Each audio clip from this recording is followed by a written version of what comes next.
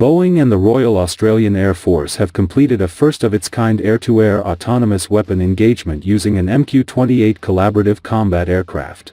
The mission saw the MQ-28 Ghostbat work with a RAAF E-7A Wedgetail and an A-18F Super Hornet to destroy a fighter-class target drone. Boeing said the flight marked the most advanced use of the platform to date. This is the first time an autonomous aircraft has completed an air-to-air weapon engagement with an AIM-120 missile, establishing the MQ-28 as a mature combat-capable CCA, said Amy List, Managing Director of Boeing Defence Australia. She added that the result underscored the benefits of dedicated uncrewed platforms. This latest achievement proves the advantage specialized CCA platforms bring to Defense Forces mission effectiveness, delivering increased operational mass and data exchange for informed decision-making while reducing cost and crewed pilot risk.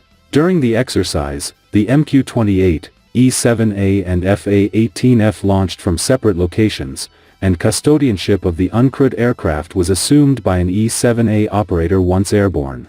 After the A-18F tracked the target and shared data across the formation, the MQ-28 repositioned, received engagement clearance and destroyed the drone with a Raytheon AIM-120 AMRAAM.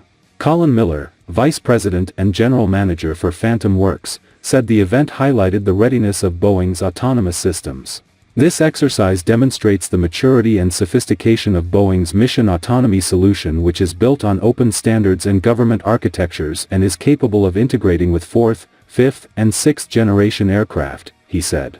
Miller noted the rapid development cycle behind the demonstration. It is a true example of speed to capability.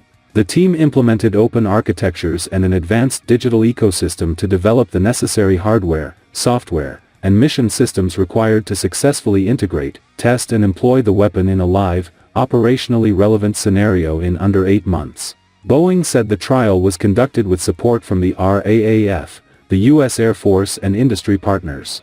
The company develops and services aerospace and defense systems for customers in more than 150 countries and cites safety, quality and integrity as core values guiding its work.